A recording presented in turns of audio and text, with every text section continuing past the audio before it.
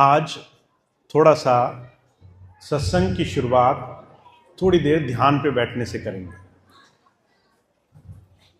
थोड़ी देर जो भाई बहन नाम ले चुके हैं उन्हें पता है ध्यान कैसे होता है।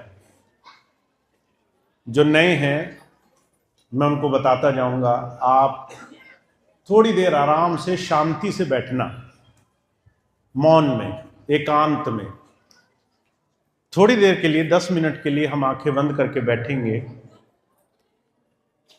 ध्यान एक ऐसी चीज है जो आपके जीवन में आपको अचानक जैसे ही आप आंखें बंद करते हो बाहर से हटा देती है और आपको अंदर देखने पर विवश कर देती है, अंदर क्या है। यही हमारे जीवन में सच्चा सत्संग है, सत्य के साथ संग हो जाना। आप बाहर से हट जाओ और आप अचानक अंदर जो हो रहा है उसको देखने के लिए विवश हो जाओ। तो आज थोड़ी देर मौन में बैठेंगे, अनुभव करेंगे सत्संग क्या होता है। आंखें बंद कर लें, आराम से बैठ जाएं। थोड़ी देर जब आंख बंद करके बैठें तो मैं 2-3 चीजें आपको बताता जाऊंगा। आप आंखें बंद करो, जो जो मैं कहता हूं वो सुनते जाओ, जो जो मैं बता रहा हूं वो समझते जाओ और थोड़ी देर इस चीज को करने का प्रयास करो। आप आंखें बंद करके जब बैठते हैं तो आपके लिए ध्यान आपके समस्त अस्तित्व को छोड़ने का तरीका होना चाहिए। जो भी आप जानते हो उसको छोड़ देना है।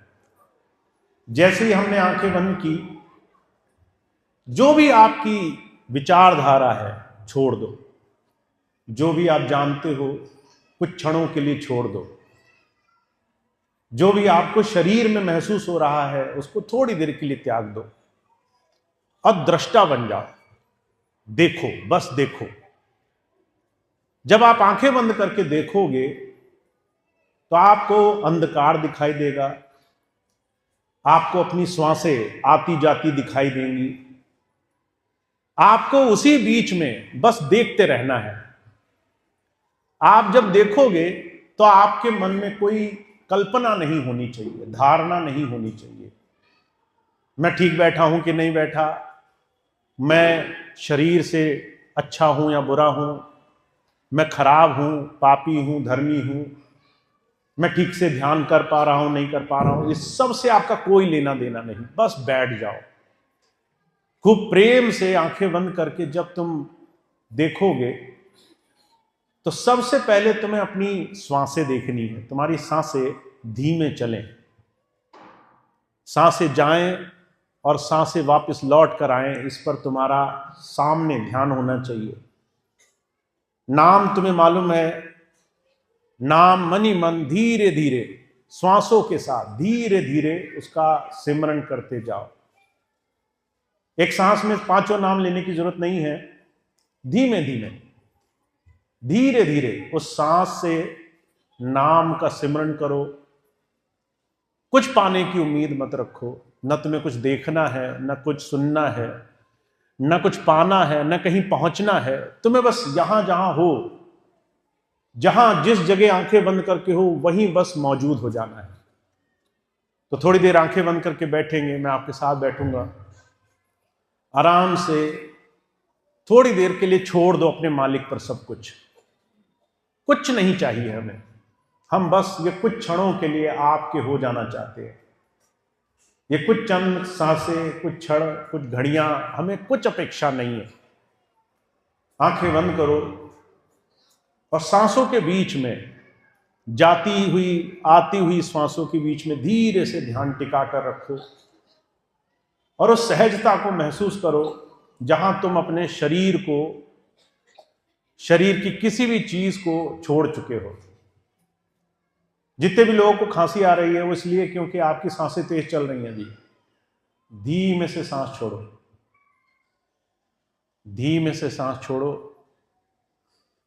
धीमे से सांस लो, ध्यान टिकाओ। अगर नाम मालूम है नाम सिमरन करो, नाम नहीं मालूम है तो सिर्फ देखते जाओ। बच्चे भी आंख बंद कर लें। जब मैं कहूंगा तब आंख खोलेंगे। थोड़ी देर के लिए आंखें बंद रखेंगे।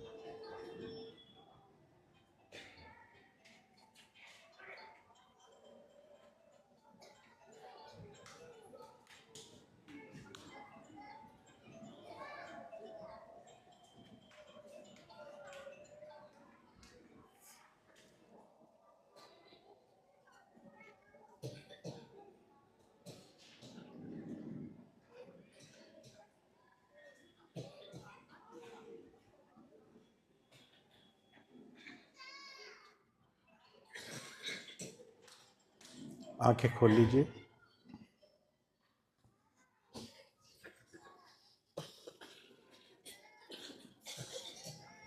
आराम से।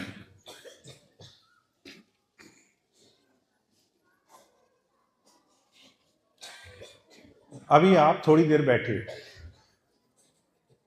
हर एक सत्संगी भाई बहन को अब थोड़ी सी समीक्षा करनी है। आप बैठे, आपको पता है आप कैसे बैठे। जब आपने आंखें बंद की, क्या हुआ अंदर आपको पता है। आपको शरीर से परेशानी हुई, आपको सांस लेने में परेशानी हुई, आपको मन से लड़ने में परेशानी हुई, या आप बैठ पाए, आप अच्छा बैठ पाए, आप कुछ क्षणों के लिए अपने आप को भूल पाए। आप जितनी देर भी बैठे, आप अपने आप को छोड़ करके अपने ईश्वर की याद में थोड़ा समय दे पाए। ये दोनों ही स्थितियां, अच्छी और बुरी, ये आपको पता है। अब इन दोनों चीजों में अगर आपको मालूम है कि आप परेशानी का सामना कर रहे हैं, तो हमें इसे सुधारना है, हमें इसे बदलना है। हर एक वो चीज जो आपको बैठने में अभी बाधक बनी, उसको हमें सुधार लेना है। दूसरी, हर एक वो चीज जो हमारे इस ध्यान में हमें अच्छी लगी, उसके लिए हमें शुक्राना अदा करना है। ध्यान बड़ी सुंदर चीज है। अगर आप इस ध्यान को अपने जीवन का, गुरु की आज्ञा का सबसे पहला अंग मान लो कि गुरु जी की हमारे लिए क्या आज्ञा है, तुम मुझे बाहर से नहीं, तुम मुझे अंदर से प्रेम करोगे। तुम मुझे बाहर से नहीं, तुम मुझे अंदर से जानोगे। तुम मुझे बाहर से नहीं खोजोगे, तुम मुझे अपने अंदर खोजोगे।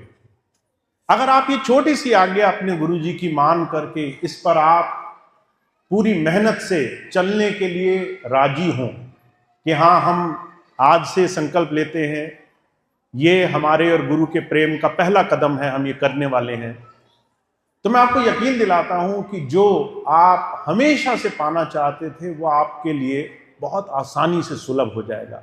आप बड़ी आसानी से उसे पा लोगे। जिस एक चीज के लिए आप गुरु जी के पास आते हो, वो चीज आपके लिए बहुत आसान हो जाएगी। तो पहली चीज तो मैं आज आपको कहना चाहता हूं, बहुत से भाई बहन अभी बैठे, और मुझे बहुत खुशी है आप बहुत अच्छा बैठे। आप इस धारणा को घर लेकर जाएंगे कि भैया जी हमारे ध्यान पर बैठने से पूरी तरह से राजी हैं, खुश हैं, हम बैठ पा रहे हैं, इसमें हमारी कोई कमी नहीं है, हम कुछ गलत नहीं कर रहे हैं, हमने जैसे भी ध्यान पर बैठा वो सही चीज है। तो जब आप इस चीज को मानकर घर जाओ, तो आप ये चीज अब अपने पास रखना कि ध्यान आपके और आपके गुरु का पहला संबंध है, पहला जुड़ाव है। अब मैं चाहता हूं कि आप जितने भी भाई बहन यहां हैं और जितने भाई बहन भी मुझसे प्रेम करते हैं, इस ध्यान को आप कभी भी इसका कोई उपहास, इसकी कोई अवहेलना, इसके विरुद्ध कुछ भी बोलने की बात मन में भी ना लाने पाए। क्योंकि बहुत से भाई बहनों को मैं देखता हूं, जब उनसे कहते हैं ध्यान की बात, तो वो तरह तरह के महात्माओं की वाणियां उठा लेते हैं। स्वामी जी ने ये कहा था, महाराज जी ने ये कहा था, पहले ये हुआ था, पहले हुआ था। आज आपके लिए मैं यहां मौजूद हूं, और इसीलिए आपको जो मैं कह रहा हूं उस बात को बिना तर्क वितर्क के, बिना सोचे, बिना उस चीज पर हजार सवाल खड़े हुए उसको स्वीकार करना आना चाहिए। और इसीलिए ध्यान की सबसे पहली चीज मैं कहता हूं, आज के बाद उपहास हम नहीं करेंगे। उपहास पता है क्या होता है? जब कोई कहता है ध्यान करो तो आप हंस देते हैं, और आप हंस के क्या कहते हैं? मुझ पे तो नहीं हो पाएगा, मैं तो नहीं कर पाता हूं, और फिर हंसते हैं उसके साथ। कभी देखें आपने ऐसे लोग? जब आप किसी से कहें कि भजन कर लिया करो, ध्यान कर लिया करो, तो लोग हंस देते हैं साथ में। आप किस पे हंसते हो? जब किसी इंसान को आप अपने से छोटा मानते हो, जब किसी इंसान को आप अपने दर्जे का नहीं मानते, जब उसकी बात आपको बचकानी लगती है, जब किसी की बात पर आपको हंसी आती है, तो आप उस पर हंसकर कहते हो ये मूर्ख क्या जाने मुझे। ऐसा ही होता है ना?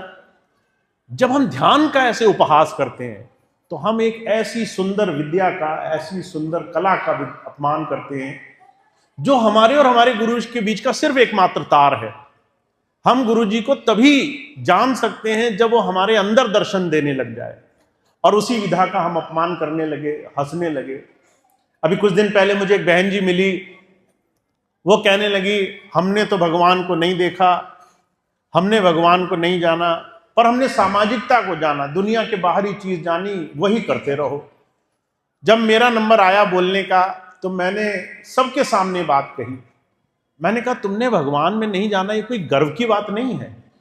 तुम अगर एक अच्छी चीज करने के लिए आए और तुम वो नहीं कर पाए तो इसमें ढोल बजाने की कोई चीज नहीं है।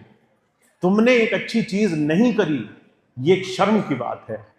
तुम्हें जीवन में एक अच्छी चीज करने का मौका मिला और तुम बहाने बनाते रह गए, तुमने टालना शुरू कर दिया, तुमने हंसना शुरू कर दिया, तुमने उन चीजों को अपने लिए जरूरी नहीं समझा, और तुमने सोचा गुरुजी से ज्यादा हम जानते हैं, हम समझते हैं, हम उस चीज को अपने हिसाब से करेंगे तो शायद हम सीधे वहां पहुंच जाएं। मैं आपको एक छोटी सी मति भ्रम की बात समझाना चाहता हूं। यह चीज कभी भी हमारे और गुरु के बीच के ज्ञान के रास्ते में बिल्कुल अड़चन नहीं होनी चाहिए। तो मैं आपको आज एक चीज कहना चाहता हूं, ध्यान आपके और आपके गुरु के बीच का एक बहुत सुंदर संबंध है। अगर आप ऐसे ध्यान करोगे जैसे मैंने आज आपको बताया, तो आपको देर नहीं लगेगी और आप आपके गुरु से निरंतर जुड़ते रहोगे। अंतर आप उसके साथ सानिध्य में रहोगे और आपको कभी उससे दूरी महसूस नहीं होगी। बस आप एक बात का ध्यान रखना, कभी उपहास ना होने पाए, कभी ध्यान हम नहीं कर पा रहे हैं इस पर हमें हंसी ना आए, इसको कह करके हम खिलखिला ना पड़े कि अरे हम पे ध्यान नहीं होता है, हम बैठ नहीं पाते हैं, हम पे हो नहीं पाता है।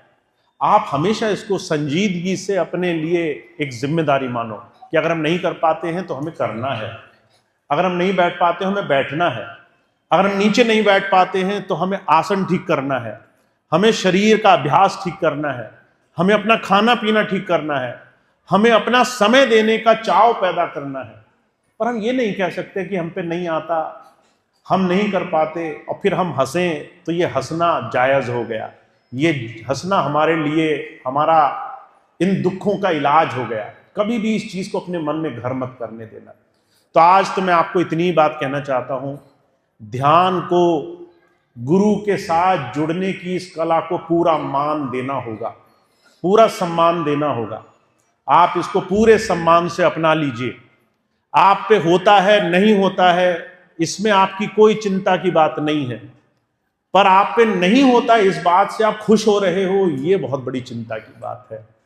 आपकी खुशी नहीं होनी चाहिए अगर आप भजन नहीं कर पा रहे हो। आपकी कर्तव्यता, आपकी जिम्मेदारी होनी चाहिए कि अगर मैं आज नहीं कर पाया मैं 10 मिनट बाद फिर बैठूंगा, 10 मिनट बाद नहीं हुआ मुझे फिर जब भी मौका मिलेगा मैं दोबारा बैठूंगा। पर मैं गुरु से मेरा चाव जुड़ जाए, गुरु से मेरी लगन जुड़ जाए, मैं उसे अंदर देखूं, ऐसी मेरी पीड़ा हो जाए मेरे अंदर, ये भाव मैं ला के छोड़ूंगा। तो मैं आज आपको सिर्फ एक बात कहना चाहता हूं, हालांकि सत्संग तो बहुत लंबे लंबे किए जा सकते थे, घंटों घंटों शास्त्रार्थ किए जा सकते थे, कथाएं सुनाई जा सकती थी, पर आध्यात्म ध्यान से बड़ी कोई कथा नहीं होती है। आप अगर इस ध्यान की दिशा में चलो तो ये थोड़ी सी बात मेरी हजारों बातों से ज्यादा कारगर होगी, और ध्यान के रास्ते पर नहीं चलो तो घंटों घंटों की कहानियां भी बेकार हो जाएंगी, घंटों घंटों की कथा भी बेकार हो जाएंगी।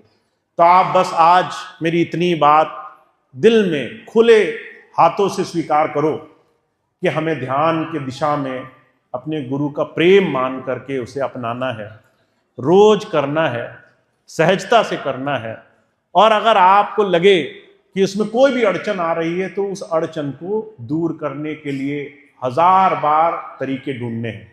मैं आपको एक और चीज पूरे खुले दिल से छूट देना चाहता हूं।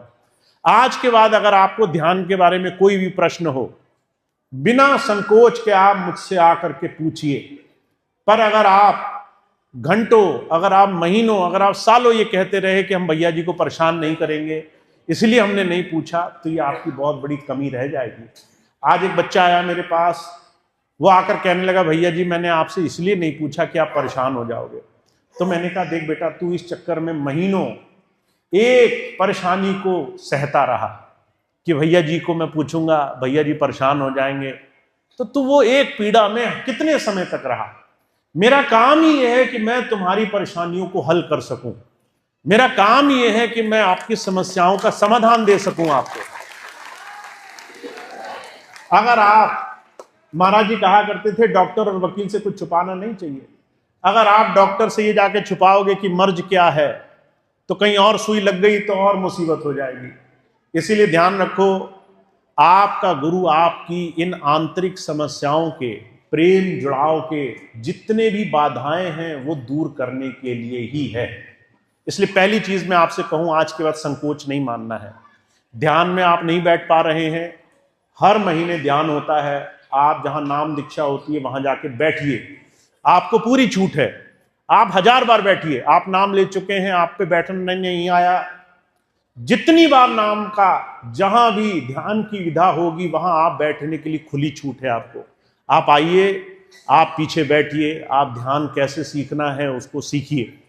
दूसरी चीज, अगर आपको कोई समस्या है ध्यान से संबंधित, आपको कोई सवाल है, आप महीनों इंतजार नहीं करेंगे, आप उस चीज का समाधान फौरन तुरंत मुझसे आकर के करेंगे, ताकि आपका ध्यान आपके लिए जल्द से जल्द पूरा होने लगे, ध्यान में आप जल्द से जल्द जुड़ने लगे। और सबसे बड़ी चीज, गुरु को अंदर देखने का हमारा प्रेम भाव होना चाहिए। गुरु हमारे अंदर हो, हम उसे महसूस करने लग जाएं, हमें ऐसी अंदर से लगन लगी रहनी चाहिए। इसलिए मैं आप सबसे एक बात कहता हूं, आप जो बार बार बाहरी साधनों का इस्तेमाल करते हो, बहुत सी बहनें हैं, बहुत से भाई हैं, वो सोचते हैं फोन एक ऐसी चीज है जिससे सारी समस्याओं का इलाज होगा। परेशानी हुई फोन मिला दिया, कोई बात करनी है फोन मिला दिया, कोई तरीका नहीं है फोन मिला दिया। ये जो फोन है ना, ये आपका इलाज नहीं है, ये आपकी बैसाखी है। जब तक बैसाखी रहेगी तब तक लंगड़ाना नहीं छूटेगा, तब तक हम उस पैर का इस्तेमाल नहीं करेंगे जो पैर अभी सक्षम नहीं है, चलने में कामयाब नहीं है। मैं आपसे चाहता हूं बाहरी तरीके छोड़ करके अंदर वाले तरीके पर तुरंत आ जाओ, एकदम अंदर से गुरु से जुड़ने और प्रार्थना करने के भाव को अपना लो। अगर हमें गुरु जी से मदद चाहिए, हम कैसे मदद लेंगे? फोन से नहीं लेंगे, अंदर से प्रार्थना करेंगे, अंदर से हम जुड़ेंगे, अंदर से हम विनती करेंगे, अंदर से हम उन्हें घंटी बजाएंगे। और जितनी जल्दी ये चीज सीख लोगे तुम, उतनी जल्दी गुरु और शिष्य के बीच का प्रेम पक्का हो जाएगा। तो आज तो मैं इतनी बात कहूंगा, ध्यान की खूबसूरती को समझिए, ध्यान को अपने जीवन का हिस्सा बनाइए। थोड़ी थोड़ी देर भी करते हैं तो भी चलेगा, 10-10 मिनट भी करते हैं तो भी ठीक है। 10-10 मिनट करके अगर आप 5 बार करते हो दिन में, वो भी ठीक है। पर आप ये कि मैं घंटों नहीं बैठ पाता हूं इसलिए ध्यान पर नहीं बैठता, ये बिल्कुल नहीं चलेगा। तो आज से मैं आप सबसे एक संकल्प चाहता हूं, आप सब लोग ध्यान को अपनी दैनिक दिनचर्या का हिस्सा जरूर बनाएंगे। तो ये संकल्प तो आप देते हैं ना मुझे? बिल्कुल, बहुत धन्यवाद। अब आप लोग ध्यान का जो भी रास्ता आपको दिया जा रहा है उससे धीरे धीरे प्रेम भाव से जुड़ना शुरू करें। स्वामी जी खूब दया रखें आप पर, आपके अंदर वो जो है ज्योति जगे, अंदर से जुड़ाव हो। ऐसी प्रार्थना के साथ मैं अपनी बात समाप्त करता हूँ। बहुत बहुत धन्यवाद आज का।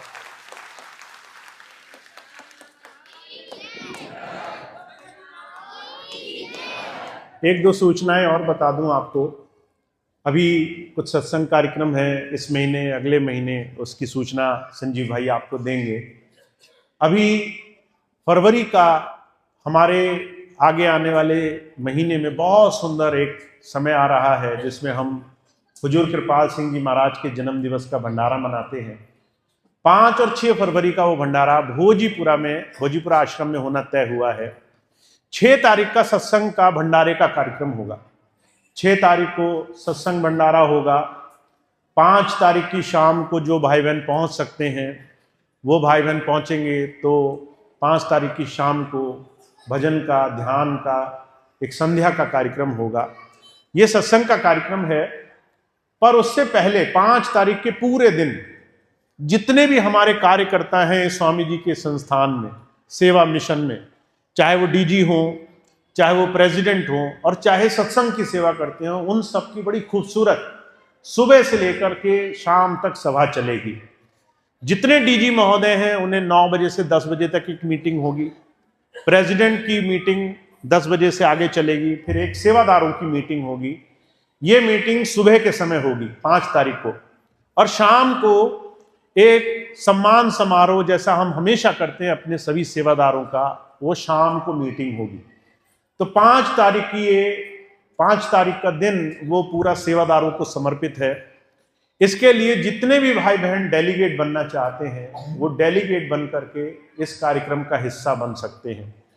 डेलीगेट बनने के लिए हर एक वो भाई बहन इसका डेलीगेट का हिस्सा बन सकता है जो सेवा में आगे सहयोग देना चाहता है।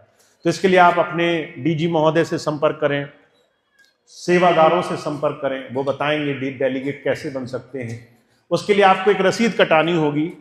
रसीद कटने तक आपकी सूचना हम तक पहुंच जाएगी कि ये फलाने व्यक्ति डेलीगेट बन चुके हैं, और 4 तारीख तक आपको ये डेलीगेट बनने का कार्यक्रम, जो भी भाई बहन डेलीगेट बनना चाहते हैं 4 फरवरी तक वो ये काम कर सकते हैं।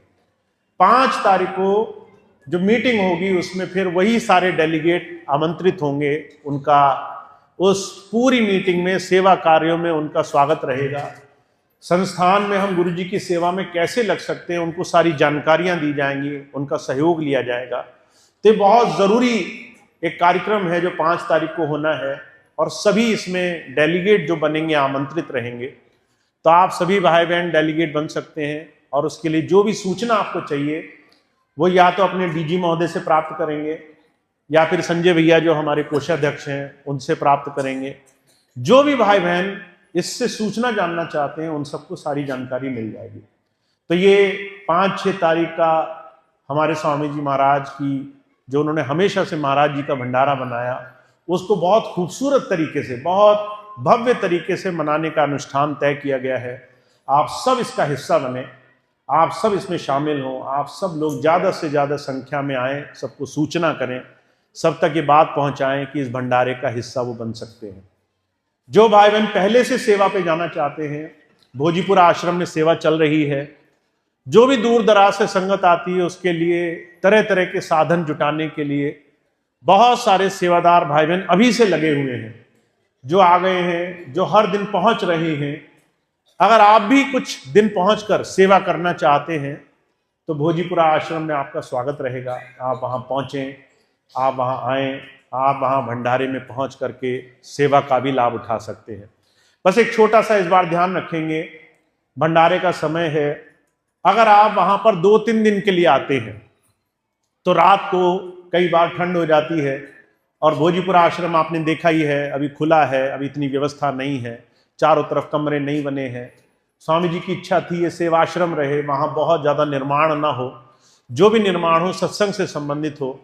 तो वहाँ बहुत ज़्यादा कुछ बना नहीं है। रात बिरात अगर आप रुकते हैं तो थोड़ा सा अपने रात को वहाँ रुकने के लिए कुछ भी गर्म चीज़ें अपने लिए, अगर आपके पास बच्चे हों तो उनके लिए ज़रूर साथ में रखते लाएंगे, ताकि रात बिरात परेशानी का सामना ना करना पड़े।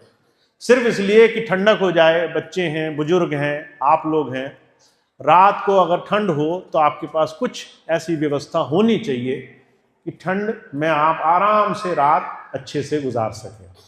तो ये कुछ व्यवस्था है, बाकी की सूचना संजीव भैया आपको देंगे। एक प्रार्थना होगी, तो सभी भाई बहन सारी बातें सुनेंगे पहले, उसके बाद ही अपने स्थान से उठें।